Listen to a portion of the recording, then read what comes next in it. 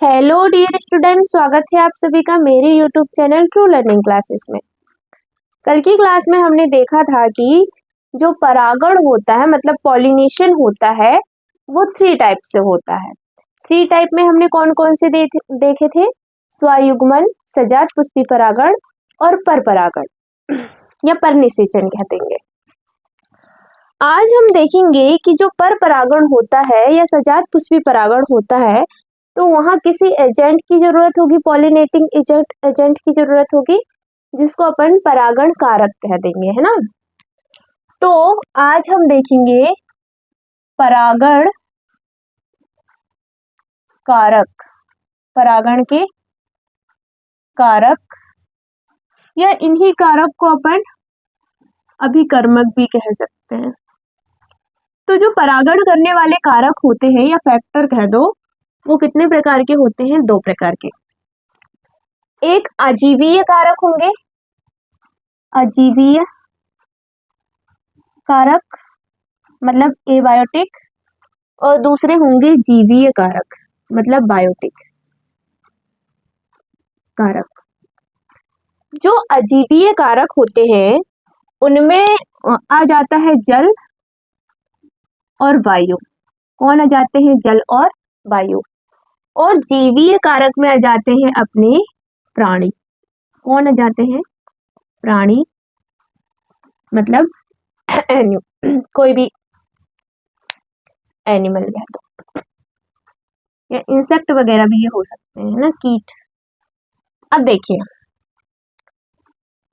जो अजीवीय कारक है तो यहाँ पर क्या होता है कि जो परागण या पॉलिनेशन है वो डिपेंड करता है यहाँ पर संयोगात्मक प्रक्रिया पर।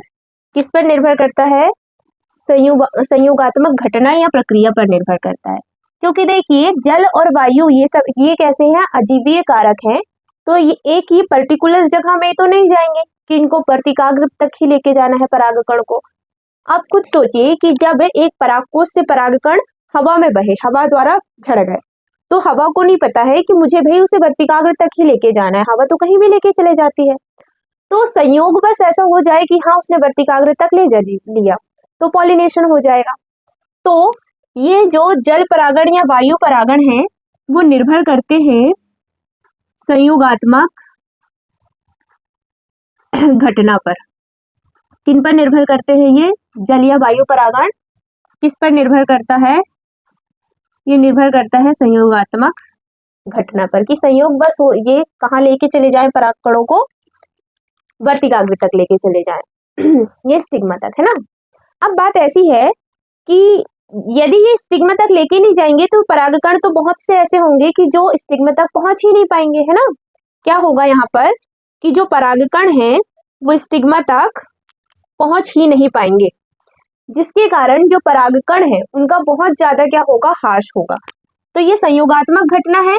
तो वायु या जल जो होते हैं वो जरूरी नहीं कि परागकण को वर्तिकाग्र तक ही लेके जाए, इसलिए यहाँ पर बहुत ज्यादा मात्रा में जो परागकण होते हैं ना उनका क्या हो जाता है? ह्रास हो जाता है मतलब बेकार चले जाएंगे, ये जो है वो निषेचन करेंगे नहीं, है ना। अब बहुत से परागकण का ह्रास हो रहा है तो ज्यादा मात्रा में यहाँ परागकण बनेंगे भी, है ना। तो बीजांड की अपेक्षा परागकण की मात्रा कैसी होती है? यहाँ पर अत्यधिक होती है। जो जल परागण या वायु परागण करने वाले पुष्प होते हैं उनमें बीजांड की अपेक्षा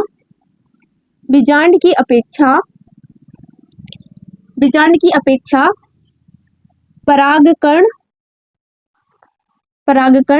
की मात्रा कैसी होती है? अत्यधिक होती है।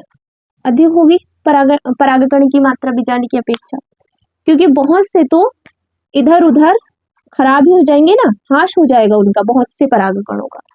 ठीक, अब देखिए अपन बात कर लेते हैं कि ये तो अपने जल परागण वायु परागण के लिए देखे, अब इनको अपन अलग अलग लेके कर लेते हैं। यहां लिख देते हैं हम वायु परागण,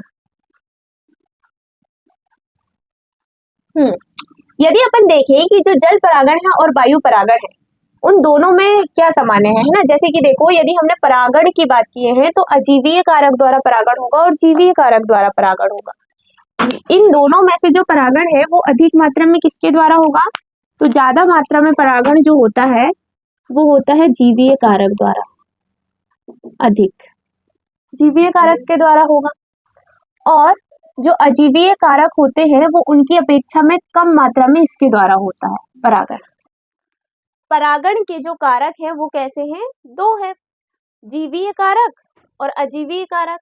यदि इन दोनों को देखें अपन तो जो अत्यधिक मात्रा में परागण किसी भी पुष्प में पाया जाता है वो जीवीय कारक के द्वारा अधिक पाया जाता है, और इसकी अपेक्षा में जो अजैविक कारक हैं उनमें परागण कैसा होगा? बहुत कम होता है अजीवीय कारक में, है ना। कैसा होता है? इनमें बहुत कम होता है। अब अपन इसी की बात कर लें। अजीवीय कारक के तो जल होंगे, वायु होंगे, संयोगात्मक घटना पर निर्भर करेगा, परागकण का बहुत ज्यादा ह्रास होगा, बीजांड की अपेक्षा परागकण की मात्रा कैसी होगी? इनमें अधिक होगी। अब अपन जल और वायु की बात कर रहे हैं तो इन दोनों में भी जो वायु परागण होता है वो कैसा है? सामान्य है। वायु परागण कैसा है? सामान्य है। मतलब जल या वायु परागण में से तुलना करें कि कौन सा ज्यादा होगा, तो क्या ज्यादा होगा? वायु परागण ज्यादा होगा। जो वायु परागण होते हैं तो उसमें जो परागकण होंगे, परागकण वो कैसे होंगे, है ना। तो देखो, यदि परागकण वायु द्वारा बह के जा रहे हैं तो हल्के होना चाहिए परागकण, और यदि वो वजनदार होंगे तो वायु में बह ही नहीं पाएंगे ना, वायु उनको उड़ा के ले जा ही नहीं पाएगी। तो अपन कह देंगे कि जो परागकण होते हैं वो यहाँ पर कैसे होते हैं? हल्के होते हैं। अब देखिए, यदि परागकण वायु में उड़ के जा रहे हैं और वो एक स्थान से दूसरे स्थान में जाएंगे और कई जगह से गुजरते हुए जाएंगे, तो कभी संभव हो जाए, यदि संयोग बस हो जाए कि वो कहाँ पहुंच जाएंगे? वर्तिकाग्र में पहुंच जाएंगे, है ना। और संयोग से मतलब वो 4-5 दिन भी लग सकते हैं उनको पहुंचने में, है ना। तो ऐसा है भाई कि यदि वो चिपचिपाहट युक्त होते तो वो कहीं भी चिपक जाते, तो वो कैसे होने चाहिए? चिपचिपे कह दोगे, या चिपचिपाहट कैसे होने चाहिए? चिपचिपाहट रहित होना चाहिए, मतलब वो नॉन स्टिकी होना चाहिए परागकण। तो वायु परागण करने वाले पौधों के परागकण हल्के होते हैं और चिपचिपाहट रहित होते हैं। हल्के होते हैं और कैसे होते हैं? चिपचिपाहट रहित होते हैं, इसलिए ताकि हवा में आसानी से क्या हो सके? बह सके। ताकि हवा का मतलब है वायु में आसानी से बह सके, इसलिए आसानी से बह सके इसलिए। ठीक। और कैसे होने चाहिए अपने परागकण? तो अपने जो परागकण हैं वो पुष्प के अनावृत, मतलब कि अधिक अनावृत पुष्प में होना चाहिए। इसका पुष्प कैसा होना चाहिए? अधिक अनावृत कह दो, या अधिक अनावृत क्या कह देते हैं हम? पुंकेसर इनमें होना चाहिए। अधिक अनावृत पुंकेसर कैसे भाई? कि मतलब कि इस तरीके से पुंकेसर लगे हुए हैं ऐसे, तो क्या होगा कि देखो, ये जैसे एक पौधा था, ऐसे यहाँ पर पुंकेसर लगे हैं, तो हवा जब यहाँ से आएगी तो आसानी से वो बह जाएंगे। और यदि ये ऐसा होता कि आसपास इसमें क्या लगे होते हैं? ऐसे फ्लावर्स, और यहाँ पुष्प और यहाँ पर पुंकेसर होते, तो हवा इनको आसानी से बहा नहीं पाती। तो ये कैसे होने चाहिए? बेहतर तरीके से अनावृत होना चाहिए। क्या है कि ये अधिक अनावृत पुंकेसर उपस्थित होते हैं यहाँ पर, अधिक अनावृत पुंकेसर। अच्छा, अधिक अनावृत पुंकेसर हैं तो ये हवा में आसानी से क्या हो पाएंगे? हवा के साथ आसानी से संचारित हो पाएंगे, है ना। ऐसे हैं तो ये हवा में आसानी से क्या हो जाएंगे? संचारित हो जाएंगे, मतलब हवा के साथ आसानी से उड़ पाएंगे, ये कह लो। ठीक। अब यदि अपन बोले कि इनकी जो वर्तिकाग्र होगी वो कैसी होगी, तो जो वर्तिकाग्र होती है वो बृहद एवं पिच्छ वर्तिकाग्र होती है। इनकी वर्तिकाग्र कैसी होती है? बृहद एवं पिच्छ वर्तिकाग्र युक्त ये होते हैं। इसका मतलब ये है कि जैसे अपन याद करो एक भुट्टा का प्लांट है, भुट्टा का मतलब है मक्का, है ना। तो मक्का के जो पत्ते होते हैं वो होते हैं ऐसे, ऐसे होते हैं पत्ते। इधर पर उसके किसको याद करो, जो उसके पुंकेसर होते हैं वो कुछ ऐसे होते हैं ना, इस तरीके से लगे होते हैं ऊपर पुंकेसर। और जो भुट्टा है वो है अपना क्या, पुष्पक्रम है, ये है पुष्पक्रम। और इसमें हेयर जैसे स्ट्रक्चर ऐसे लटके होते हैं इस तरीके से। तो ये जो है वो क्या है, इसका वर्तिकाग्र है। तो होगा क्या कि देखो ये जो पुंकेसर हैं, पुंकेसर अपन ने देखे वो अधिक अनावृत है, तो यहाँ से हवा चलेगी तो आसानी से ये बह जाएंगे हवा में, है ना। और इनके जो परागकण है वो यहाँ से आसानी से झड़ के यहाँ तक पहुंच सकते हैं। अब क्योंकि यहाँ बहुत सारे क्या है जो ये स्टिग्मा वाला भाग है और ये स्टाइल वाला भाग है, तो ये जो परागकण है उनको ये ग्रहण कर लेंगे आसानी से, ठीक। तो इनके बृहद और पिच्छ वर्तिकाग्र होते हैं कुछ इस तरीके से। भुट्टा को यदि आपने देखे हो खेतों में तो आप समझ गए होंगे, ठीक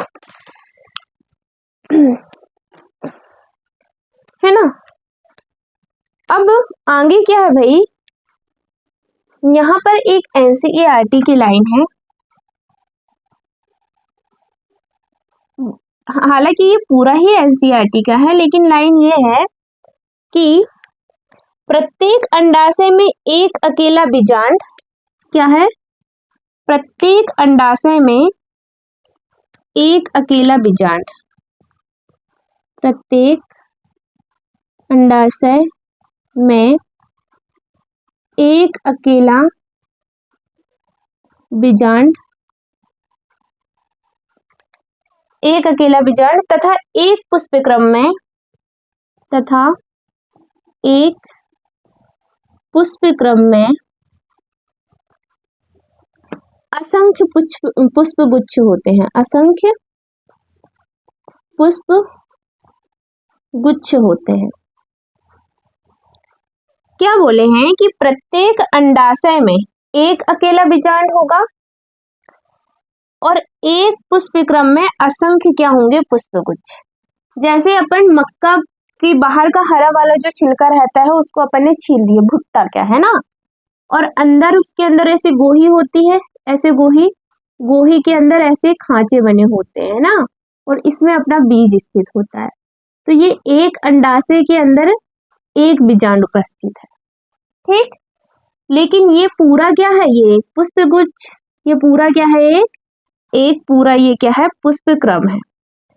तो इस एक पुष्पक्रम के अंदर बहुत सारे पुष्पगुच्छ उपस्थित हैं, कई सारे पुष्पगुच्छ उपस्थित हैं, ठीक।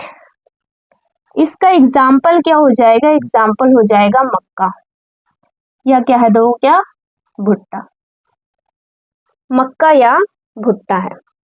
अब भाई कि ये जो परागण है ना, वायु परागण, वो सबसे ज्यादा किसमें पाया जाता है, सबसे ज्यादा पाया जाता है ये घासों में। किसमें पाया जाता है, घासों में। घासों में वायु परागण सबसे कैसी है, सामान्य प्रक्रिया है, ठीक। ये कंप्लीट हो गया अपना क्या, वायु परागण। याद क्या रखना है, की पॉइंट देखो,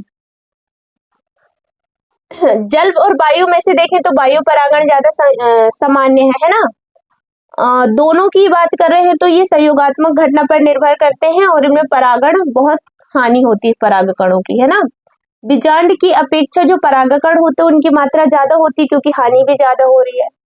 फिर हमने बोले वायु परागण सामान्य है, वायु परागण में चिपचिपे तो होंगे नहीं, तो चिपचिपाहट रहित होंगे, हल्के होंगे, हवा या वायु में आसानी से बह सकते हैं। अधिक अनावृत पुंकेसर होते हैं यहाँ पर, हवा में आसानी से ये संचारित हो सकते हैं। ये बृहद एवं पिच्छवर्ती गाग्र युक्त होते हैं, बृहद एवं पिच्छवर्ती गाग्र युक्त होते हैं। ठीक, प्रत्येक अंडाशय में एक अकेला बीजांड होता है और एक पुष्पक्रम में असंख्य पुष्प गुच्छ होते हैं। सबसे ज्यादा किसमें पाया जाता है? ये घासों में।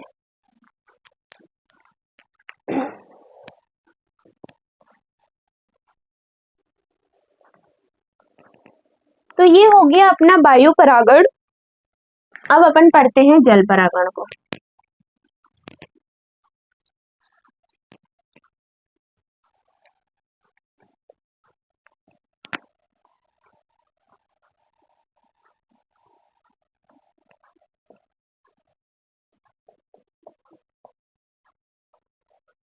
यदि जल परागण की बात करें तो ये बहुत ही ज्यादा क्या है, ये सीमित है ना, काफी दुर्लभ कह सकते हो। जल परागण कैसा होता है? काफी दुर्लभ होता है, क्योंकि ये केवल 30 वंशों में ही पाया जाता है। पादपों के 30 वंश तक ही सीमित है, और साथ ही केवल, वो भी केवल किसमें? एक बीजपत्री में ही होगा, एक बीजपत्री मोनोकोटिलेडन्स में होगा। ठीक, और वो भी किन में ज्यादा होता है? जैसे कि इसकी एग्जाम्पल देखें अपन, अधिकतर जो जल परागण है वो पाया जाता है एल्गी, ब्रायोफाइट्स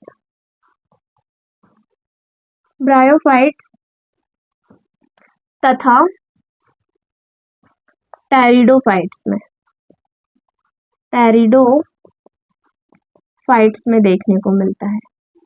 अब देखिए, जो ब्रायोफाइट और टेरिडोफाइट होते हैं ना, कौन? ब्रायोफाइट्स की बात कर रहे हैं और टेरिडोफाइट्स की बात कर रहे हैं। तो जो ब्रायोफाइट्स और टेरिडोफाइट्स होते हैं, इनमें जो नर का संचालन है ना, ये अपन कहे नर युग्मक का परिवहन, इनमें जो नर युग्मक का परिवहन है वो जल द्वारा होता है। नर युग्मक का परिवहन किसके द्वारा होता है? जल द्वारा होता है। इसलिए जल द्वारा परिवहन होगा तो स्वाभाविक सी बात है कि जल की उपस्थिति में ही इनमें क्या हो सकता है? फर्टिलाइजेशन हो सकता है। इसलिए ये कैसे होते हैं? सीमित होते हैं। कैसे हैं ये? इसीलिए ये कैसे हैं? सीमित हैं। टेरिडोफाइट्स और कौन? ब्रायोफाइट्स कैसे हो जाते हैं? सीमित विस्तार है इनका, है ना, सीमित विस्तार हो जाता है। ठीक, अब अपन बात कर लेते हैं कि जल परागण के एग्जाम्पल कौन कौन से हैं, कि ऐसे पौधे की जिनमें क्या होगा? जल परागण होगा, तो इसके एग्जाम्पल क्या है? इनके एग्जाम्पल हो जाते हैं समुद्री घास, जो कौन सी है? जोस्टेरा। अब ये समुद्री घास है तो स्वाभाविक सी बात है कि ये समुद्री जल में ही पाई जाती होगी, तो समुद्री जल में जो पाई जाती है वो है जोस्टेरा, जो जल परागण करती है। तो समुद्री जल में जो जल परागण कर रहा है उसके एग्जाम्पल क्या देख लिया अपन ने देख लिए क्या? जोस्टेरा। अगली बात करें अपन कि ताजे पानी में भी पाया जाता है क्या? तो ताजे पानी का भी एग्जाम्पल है, ताजे पानी का एग्जाम्पल है बेलिसनेरिया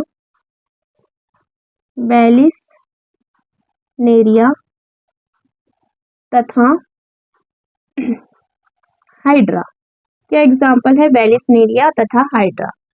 देखिए, हमने बोले कि जो जल परागण होता है वो काफी दुर्लभ होता है, मतलब कि बहुत कम ऐसे वंश है जिनमें कि क्या पाया जाता है? जल परागण पाया जाता है। और वो भी 30 वंश है, और उनमें भी केवल किसमें, एक बीजपत्री में पाया जाएगा, है ना। अब अपन देखिए कि अधिकतर किसमें होता है, एल्गी में होता है, ब्रायोफाइट्स में होता है, टेरिडोफाइट्स में होता है। जो ब्रायोफाइट और टेरिडोफाइट होते हैं, उनकी जो मेल गैमेट होते हैं, उनका परिवहन किसके द्वारा होता है, जल के द्वारा। मतलब कि जल नहीं होगा तो इनमें निषेचन नहीं होगा, इसलिए इनका जो विस्तार है वो कैसा हो जाता है, सीमित, क्योंकि ये जो होते हैं वो नमी वाले स्थान में ही उगेंगे, है ना। अब बात करें कि भाई यहाँ एग्जाम्पल क्या है, तो यदि अपन समुद्री जल में बात करें ना, तो समुद्री जल का एग्जाम्पल क्या है, समुद्री घास है, जो जिसका नाम है जोस्टेरा। और अगला हो जाता है कि ये ताजे पानी वालों पौधों में भी होता होगा, तो होता है, एग्जाम्पल है बेलिसनेरिया तथा हाइड्रा। ठीक, अब आगे देखिए, बेलिसनेरिया तथा हाइड्रा में होगा ये। अब कुछ प्लांट ऐसे होते हैं जो कि जल में तो पाए जाते हैं, लेकिन फिर भी ये जल परागण नहीं करते। मतलब कि जल में रहते हुए क्या करते हैं, ये कीट तथा वायु परागण करते हैं। कुछ पौधे जल में रहते हैं, लेकिन कीट तथा वायु परागण करते हैं, वायु परागण इनमें पाया जाता है। एग्जाम्पल है, देखो नाम भले इनके वाटर वाटर जैसे हैं, लेकिन ये वाटर से पॉलिनेट वाटर द्वारा नहीं होंगे। एग्जाम्पल है इनका वाटर हाइसिंथ तथा वाटर लिली। वाटर लिली को ही कुमुदनी कहते हैं, वाटर लिली को ही क्या कहते हैं, मुकुदनी कहते हैं। ठीक, अब देखिए क्या होता है, इसको मिटा दें वायु परागण।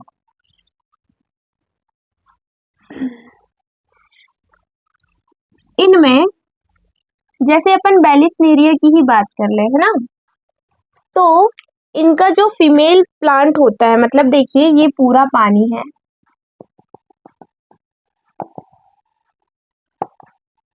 ये पूरा पानी है, और इनमें जो फीमेल फ्लावर है वो एक बड़े डंठल में लगा हुआ है। एक बड़े डंठल में क्या लगा हुआ है, फीमेल फ्लावर। ये नीचे सतह में उगेंगे ऐसे, एक पतला डंठल जाएगा फीमेल फ्लावर का, और फ्लावर जाके कहाँ पर, ऊपर, फ्लावर जाके कहाँ, ऊपर के साइड ओपन होगा, है ना, ऊपर के साइड यहाँ पर, ये है फीमेल फ्लावर। ठीक, फीमेल फ्लावर। और इसके जो मेल फ्लावर होते हैं वो नीचे ही होते हैं, लेकिन जब इनके परागकण झड़ेंगे तो वो जल की ऊपरी सतह में जाके तैरने लगेंगे।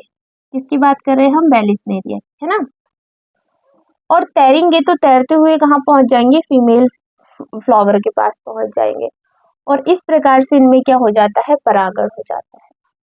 ठीक, अब कुछ पौधे तो होते हैं कि ठीक है भाई, जल की ऊपरी सतह में इनके क्या है, मतलब फीमेल गैमेट जो है ऊपरी सतह में खिला हुआ है, तो मेल फ्लावर भी ऊपर ही चले, जो परागकण है वो ऊपर चले जाएंगे बहते हुए पानी में, और क्या हो जाएगा, जल परागण हो जाएगा।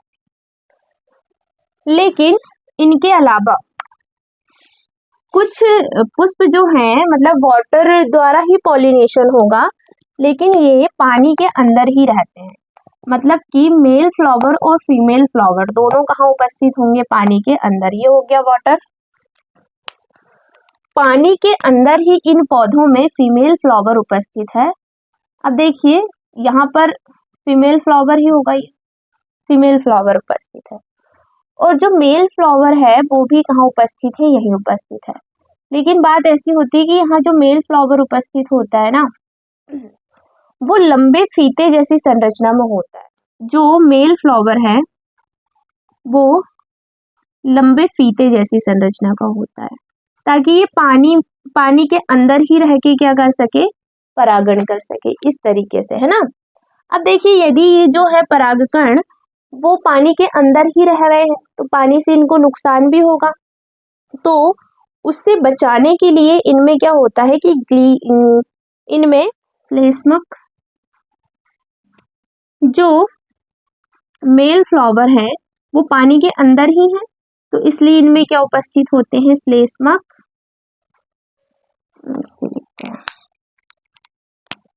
इनमें श्लेष्मक आवरण पाया जाता है। ये जो श्लेष्मक आवरण है वो इनके पानी से रक्षा करेगा, है ना, ताकि ये जल्दी खराब ना हो, इसलिए इनमें श्लेष्मक आवरण पाया जाता है।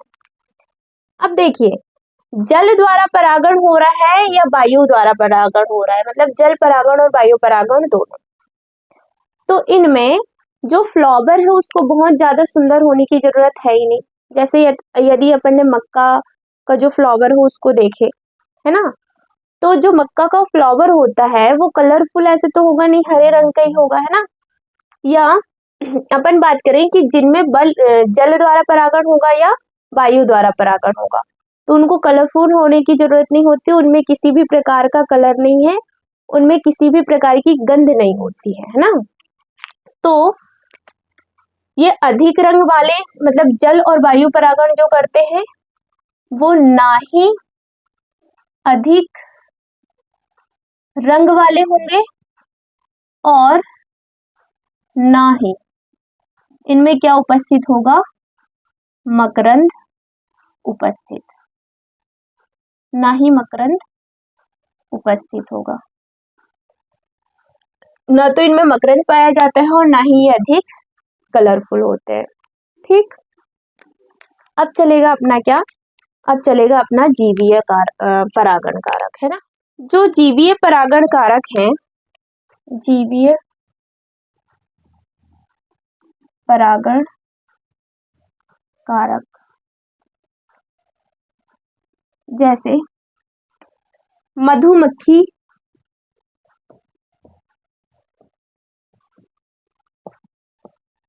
छिपकली। तो अपन बात कर रहे हैं जीवीय परागण कारक की, तो ये कौन कौन से हो सकते हैं, मधुमक्खी, भौरे, तितलियां, बर हो सकता है, चींटियां, शलभ, कीट, पक्षी, कीट हो सकते हैं पक्षी जैसे कि सागखोरा और गुंजन पक्षी, है ना, इन पक्षियों के एग्जाम्पल है। चमगादड़ होती है, चमगादड़ भी परागण कर सकती है। और इन सभी में बोले अपन कि सबसे ज्यादा परागण किसके द्वारा होगा, तो जो प्रधान जीवीय परागण कारक होता है वो कौन है, अपनी मधुमक्खी। सबसे ज्यादा परागण किसके द्वारा होगा, मधुमक्खी द्वारा। फिर यदि अपन बानरगण की बात करें तो क्या कोई बानर भी परागण कर सकता है, तो इसमें आ जाते हैं लीमर और लेम्योर। वृक्षवासी मतलब कि जो वृक्ष में रहेंगे वो, उनमें आ जाता है शाखाचारी। ठीक, सरीसृप भी करते हैं परागण, जैसे कि एग्जाम्पल है गीको छिपकली और उपवन छिपकली। ये जो सारे के सारे एग्जाम्पल हमने दिए वो किसके हैं, एनसीईआरटी के हैं। ठीक, अब अगली अपन बात करें कि जो कीट परागित पौधे होते हैं, क्या बोले हमने, जो कीट परागित पौधे या क्या कहते हैं अपन, पुष्प कहेंगे, जो कीट परागित पुष्प होते हैं, मतलब कि ऐसे पुष्प जो कि कीट के द्वारा क्या होंगे, परागित होंगे। तो स्वाभाविक सी बात है कि ये पुष्प कैसे होंगे, बड़े होंगे। कैसे होंगे पुष्प, बड़े होंगे, कलरफुल होंगे, मतलब कि रंगीन होंगे, रंगीन होते हैं पुष्प। अच्छा, ये बड़े हैं, रंगीन क्यों है, ताकि ये जो पुष्प है ना, इन पुष्पों, रंगीन पुष्पों से ये जो कीट है वो क्या हो सके, अट्रैक्ट हो सके, कलर को देख के ही अट्रैक्ट होंगे। पूर्ण सुगंध युक्त होते हैं, रंगीन होते हैं और पूर्ण सुगंध युक्त होते हैं, क्योंकि इनकी सुगंध को देख के भी कीट वहां पर जाएंगे। और सुगंध को देख के गए थे, सुगंध को सूंघ के गए थे, कलर को देख के गए थे, लेकिन क्या करा के आ गए उनने, कीटों ने परागण करा के आ गए। तो ये बड़े होते हैं, रंगीन होते हैं, पूर्ण सुगंध युक्त होते हैं, कीट परागित पुष्प, और साथ में ये मकरंद युक्त भी होते हैं। क्या होते हैं ये, मकरंद युक्त होते हैं। जैसे जो मधुमक्खी होती है वो पुष्पों में काय के लिए जाती है, इस मकरंद को चूसने के लिए जाती है ताकि शहद बन सके। लेकिन मधुमक्खी का अपना काम है मकरंद लेने का, और वो गई तो देखो जैसे ये है एक फ्लावर, ये है एक फ्लावर,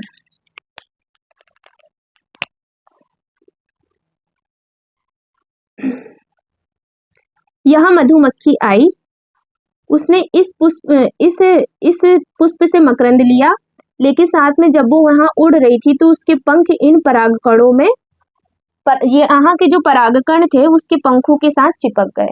अब वो दूसरे पुष्प में जाएगी तो वहां से मकरंद लेगी, लेकिन साथ में उसके पंख द्वारा क्या हो जाता है, परागण, मतलब कि वो उसकी बॉडी में कहीं चिपक जाएंगे परागकण और वहां परागित करा देगी वो परागकणों का। ठीक, तो मकरंद युक्त होते हैं या मकरंद से भरपूर कह लो। मकरंद से कैसे होते हैं ये, मकरंद से भरपूर होते हैं। जो मक्खियां हैं, जो मक्खियों एवं बीटलों,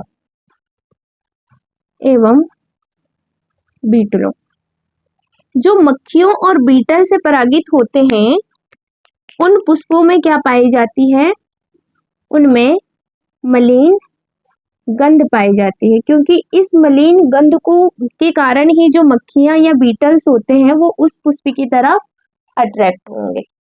ठीक, अगली बात अपन करें तो कुछ पादप ऐसे होते हैं जिनमें ना परागण के लिए एक विशेष प्रकार का संबंध होता है। कुछ ऐसे होते हैं जिनमें कि परागण जो होगा उसके लिए कुछ विशेष अवसर वो प्रदान करते हैं। जैसे कि अपन बात करें इमोर्फोफेलस की, किसकी बात करें हमने, इमोर्फोफेलस। ये बहुत बड़ा पुष्प होता है, लगभग 6 फुट का पुष्प होता है, सबसे बड़ा पुष्प है इमोर्फोफेलस। ये जो इमोर्फोफेलस का पुष्प होता है इसके अंडाशय में जगह होती है, काय के लिए, अंडे देने के लिए जगह होती है। मतलब कि जो कीट या पतंगे आएंगे वो यहाँ पर अंडे देने आएंगे, लेकिन मतलब जो परागण करवा रहा है वो यहाँ काय के लिए आया था, एक अंडे देने के लिए आया था, है ना। लेकिन साथ में वो क्या करा देता है, इमोर्फोफेलस में वो करा देगा क्या, परागण। अगली बात करें अपन तो वो होता है शलभ और यूका पादप। शलभ और किसके बीच में, यूका पादप। जो यूका पादप है वो इन शलभ के लिए अपनी ओवरी मतलब कि अंडाशय में जगह देता है इन शलभ को, ताकि वो क्या दे, यहाँ पर अंडे दे। और साथ में जो शलभ होगी वो यूका पादप में क्या कराएगी, परागण। यूका पादप का फायदा ये है कि परागण हो जाएगा, और शलभ का फायदा यहाँ पर ये होगा कि भाई जो शलभ है ना उसको एक अच्छी जगह मिल जाएगी अंडे देने के लिए। ठीक, इस प्रकार से ये दोनों एक दूसरे से कैसे हैं, ये दोनों एक दूसरे से सह संबंधित है, सह संबंध रखेंगे। क्यों अपन बोल रहे हैं कि सह संबंध है, क्योंकि दोनों का जो साइकिल है वो एक दूसरे के बिना नहीं चल सकता, है ना। दोनों एक दूसरे के बिना अपने जीवन चक्रों को पूर्ण नहीं कर सकते। कहाँ लिखे, जो शलभ और यूका पादप है ये दोनों एक दूसरे के बिना अपना जीवन चक्र पूर्ण नहीं कर सकते। ठीक, अच्छा, कुछ ना देखो हमने जैसे बताया कि जो मधुमक्खी है वो पुष्प के पास जा रही है मकरंद लेने के लिए, और पुष्प से उसने मकरंद लिया और पुष्प को उसने परागित करा दिया।